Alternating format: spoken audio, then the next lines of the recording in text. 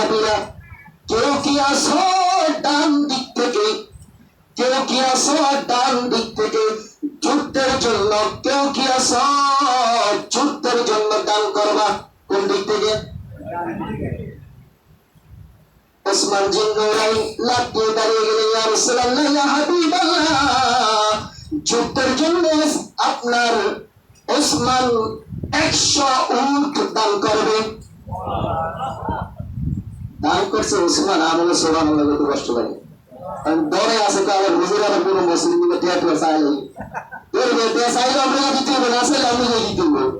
কি আমি দিব? আমি ভালো আর কিছু দিব না। তো সুবহানাল্লাহ কোন না?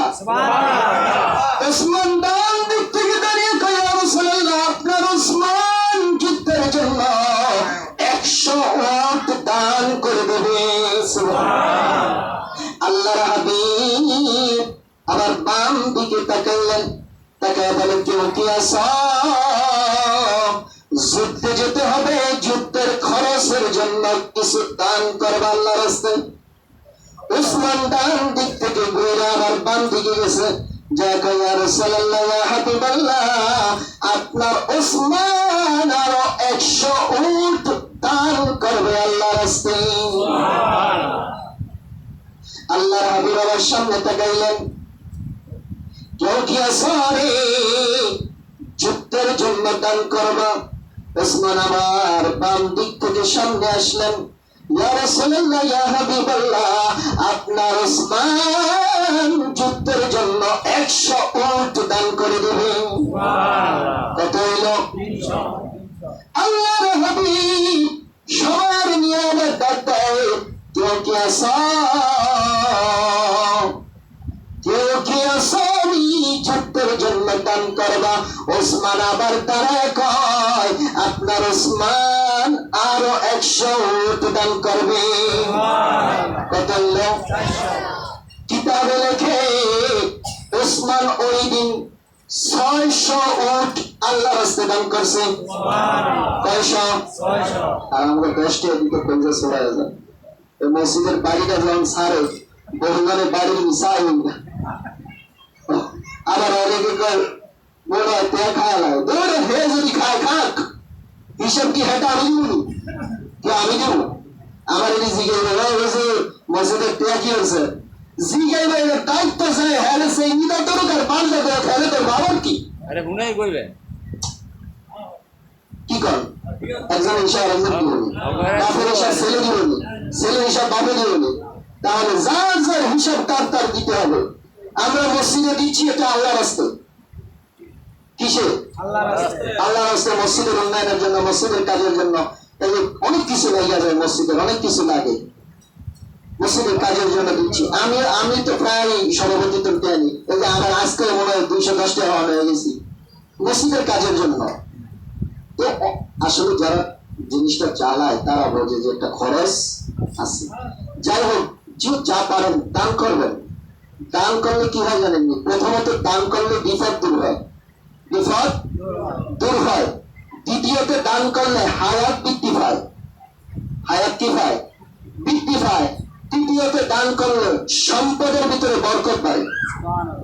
আর বহুজন আছে জীবনে 10 টাকা দেয় না, আরে আর কয় হুজুর দূর, হুজুর কামায় কোনো বরকত নাই, এই নেই সেই নেই। ও আরেকটা বিষয়, অনেক মা বোন আছে বাড়িতে গোফর দিয়ে লেখে, উঠান বাড়ি কিনতে লেখে, গোফর দিয়ে লেখে, অনেকের বাড়িতে লেখে। কথাটা যেহেতু আসছে আমি ভাগটা একটু বললেই দিই। এই গোবরটা অপবিত্র, পবিত্র না অপবিত্র? এই গোবর যদি কারো জামা কাপড়ে লাগে, ওই জামা কাপড় দিয়ে নামাজ পড়লে হবে? হবে?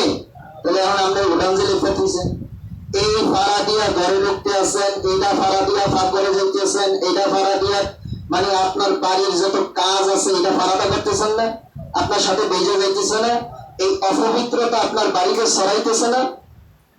তাহলে যেখানে অপবিত্রতা থাকে ওখানে আল্লাহর রহমতের ফেরেশতারা ঢোকে। যেমন ইব্রাহিম নবীর ওই যে আগুনে ফেলাইছে, তো ফেরেশতা রহমতের ফেরেশতারা সরকা ধরে রাখছে। আর নমরুদ যত এটা ঘুরায়, এটা কি আগুনও করে না। তো যখন শয়তান আয়া বুদ্ধি দিছে যে যুবতী নারী পুরুষদেরকে উলঙ্গ করায়া এখানে জিনা ব্যবচার করাও, রহমতের ফেরেশতা যাইব না, ইব্রাহিম আগুনে ফেলে যাইব। তাহলে বোঝা গেল যেখানে অপবিত্রতা থাকে ওখানে রহমতের ফেরেশতা থাকে না। আর রহমতের ফেরেশতা যদি কারো সাথে না থাকে, কারো ফ্যামিলিতে না থাকে, কারো সংসারে না থাকে, তাহলে বোঝা গেল সব দিক থেকে সে রহমত থেকে বঞ্চিত হবে। রহমত থেকে কি হবে বাবা? বলবেন জঞ্জুর ধুলাবালি ওরে এই সেই, আপনি যত কথাই কন, যেভাবে পারেন এটা আপনার দায়িত্ব। আমার দায়িত্ব ছিল আপনার কানে পৌঁছায় দেওয়া, আমি পৌঁছায় দিয়েছি। এটা যেভাবে পারেন সংশোধন করার চেষ্টা করবেন। আবার গোবর দিয়া এই যে কি জানি বানায় লাঠি বলতে মুচ্চা, তবে এটা জায়েজ আছে। এটা কি আছে? এই মুচ্চা বানায় ফোড়া, এটা জায়েজ আছে, তবে একটু সতর্কতার সহিত, যাতে এই মুচ্চা ফোড়ার সময় ওই যে উক্কা বের হয়, মানে কিছু কিছু ইয়া বের হয় না সালি, এটা যেন খাবারের উপরে না পড়ে। ওটা ফোড়ায়া পাক করা জায়েজ আছে, তবে এটা থেকে সতর্ক থাকতে হবে যাতে এটা না পড়ে। আবার অনেকে আছে না ভাতের মধ্যে ডিম সিদ্ধ করে, সরাসরি ডিম সিদ্ধ করা যাবে না।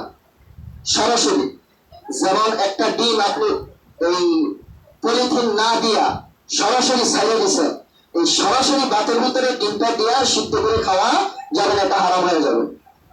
আপনি এটা এই পদ্ধতিতে সিদ্ধ করতে পারেন।